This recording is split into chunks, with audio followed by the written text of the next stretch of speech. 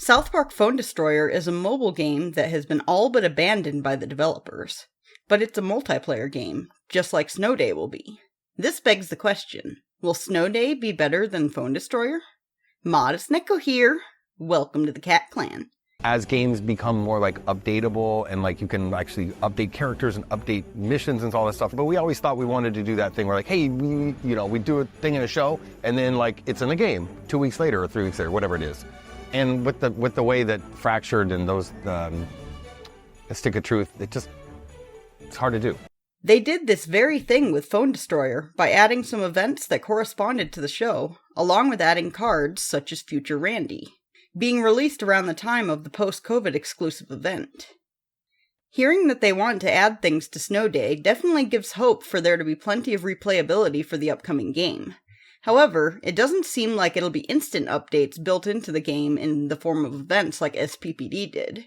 It appears that it will be in the form of DLC instead. There's a few ideas along the way that we've kind of peeled off and said, okay, we're going to make that like DLC after the fact that seem to make sense. Yeah, I don't know how we're releasing the DLC. There's some new weapon stuff. We're doing some new weapons, some weapon skins, and then we're also, because the game is about advancing your character, and I think Pontus, you could speak to this really well, but part of the collection is to get toilet paper and dark matter to advance your character, and part of dark matter is advancing your character to make you more powerful. And those are the things that we're going to release DLC about. Matt, I don't know if you want us to talk about Horde mode, because we can talk about that too. Sure. Yeah, we can talk about that. So the Horde mode is we talked about Henrietta in the game. She kind of has tarot cards. Mm-hmm.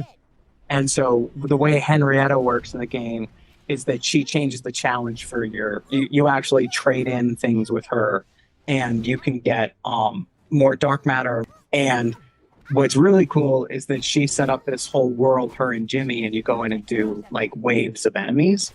And it's really fun because it lets us like mash up the entire game into different sections. So we've got, we were fighting at the start of this level, and we were out by Stark's Pond, heading towards the city, but you're going to be able to fight in the city. And actually that city center on the ice, that's like an arena that you can fight in and fight multiple waves of enemies. So it's really cool in the way that we can do it. And like Matt was talking, the ability for us to put in, new things into the game based on new content that comes out, whether it's on TV or the Paramount Plus events. That Horde mode will be a free DLC when that comes out. Oh, us. Right. Yeah, and then hopefully we'll do another DLC later this year. At least one DLC will be free, but with the Season Pass being a thing, that means that it's possible for there to be more than one Season Pass, which will likely cost money, along with future paid DLC. Unless we're lucky and they do what Phone Destroyer did, where you can earn the paid currency in-game and save up enough to buy the Season Pass essentially for free. All of this is still up in the air, however. As for replayability of the base game, we know this much at least. And you have this power that is, to us, the very fun thing you get to do whenever play, right? Which is build your ridiculously stacked, unbalanced build. But we then reset that before you start the next run. So, if the runs all feel unique, and especially if you play with different people, the game could indeed keep feeling fun. This makes me wonder if there will be an option to play with random people online, or if you're forced to play with bots if you have no friends to play with. Hopefully the former, as that would help with the replayability. Balance scaling is a delicate thing. Perfectly balanced, as all things should be. If your enemies are too strong, and you can't win no matter what you do, you'll eventually get frustrated and quit. But too easy, and you'll get bored and stop playing. This is one thing that Phone Destroyer did to add to the replayability, PvP. You battled against real people. So the skills were varying, and you never had to worry about playing against the same bots with the same behaviors over and over again. However, this did lead to something worse.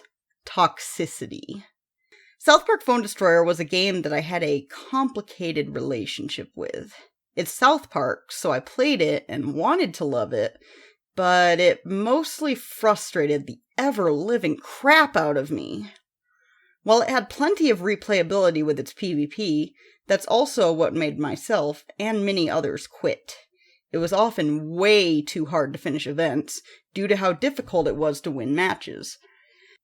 There was a matchmaking ladder to try and put you up against someone of even skill, but due to the ability for people to D-rank, this became almost non-existent. For those who don't know, D-ranking is when a player loses on purpose to get to lower levels and win easier. But this caused an unfair advantage to those of lower levels. For the longest time, the game actually allowed you to D-rank out of legendary rank, which should have never been allowed in the first place. Once that was finally changed, the ranking got slightly better. So you may think that you just need to try harder to get as good as the other players, right? Wrong.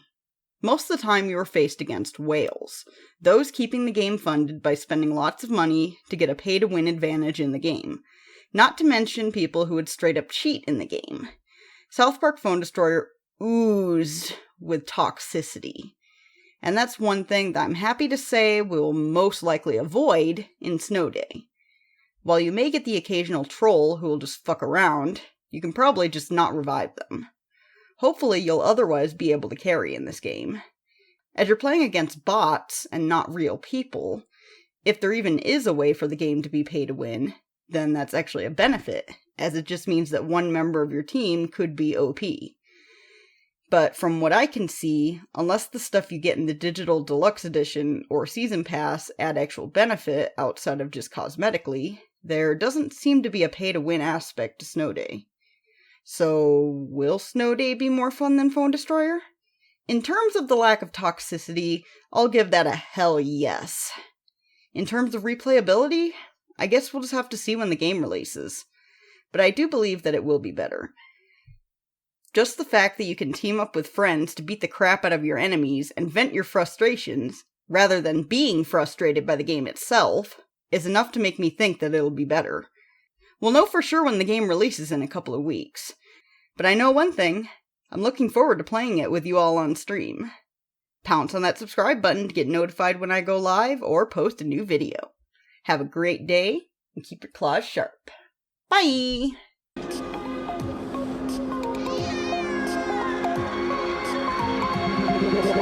Coming like a Hellcat.